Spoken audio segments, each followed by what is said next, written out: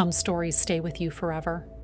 My name is Amy Van Ostrand, and for me, the book I'm writing, The Desert Gave Them Back, is one of those stories. It's about loss, truth, and justice, but most of all, it's about people who deserve to be remembered and a small town that made sure they were. My personal connection to this story is that I grew up across the street from one of the victims. She was beautiful and sweet, and everyone in our town knew her and loved her. She babysat me. She was 14, and I was 6 when it happened. I didn't want her story, or the stories of the other victims, who were also incredible human beings who were deeply loved, to be forgotten.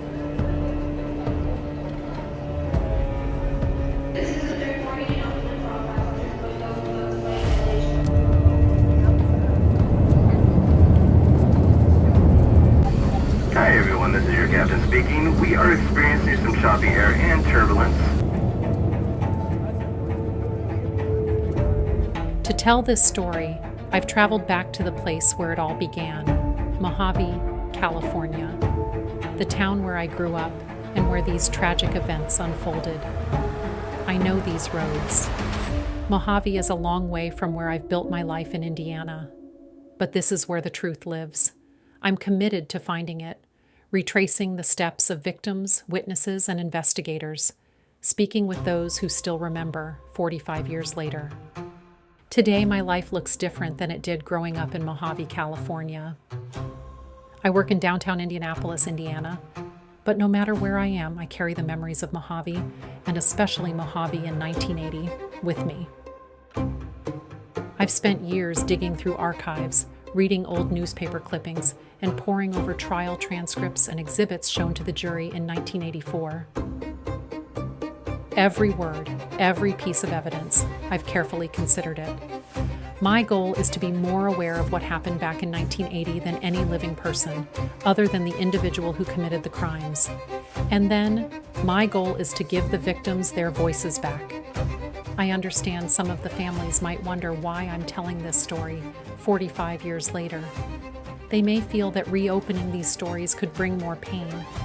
I've thought deeply about that. My intention is not to reopen old wounds, but to honor the victims. The prosecutor described the individual who terrorized my hometown in 1980 as a sadist and an animal. The jury agreed. They convicted him of multiple counts of first-degree murder with special circumstances.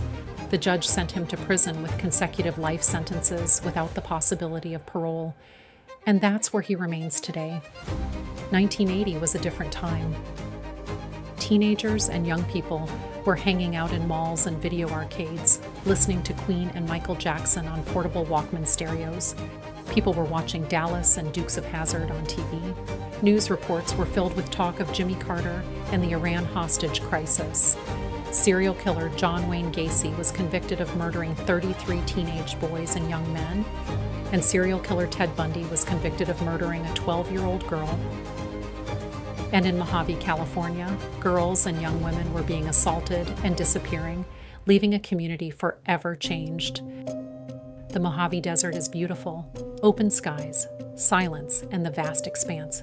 But it's also unforgiving, and it hides its secrets well.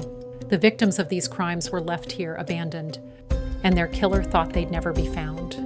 But the desert, despite its harshness, became a hero in this tragedy. The desert gave them back.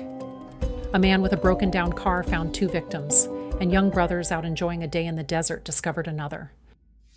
As I dug deeper into this case, one unsettling detail emerged. While the killer was committing the crimes for which he was convicted, other young women in the area went missing. Women who've never been accounted for and remain missing. When I engaged an audio-video specialist to play and digitize the killer's interrogations from old reel-to-reel tape for me, what I heard raised questions for me about other unsolved cases. These unsolved cases remind us that justice isn't always swift or complete. I hope my book shines a light on these other missing persons cases. Writing letters to the victims' families, it makes me anxious. But their voices are what makes the story real.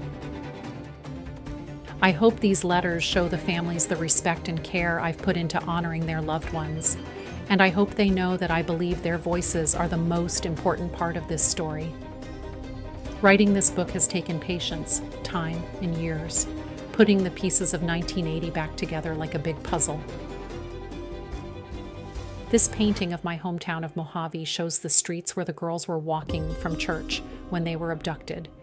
Every time I look at it, I think about how such an ordinary, familiar place became the site of something so awful.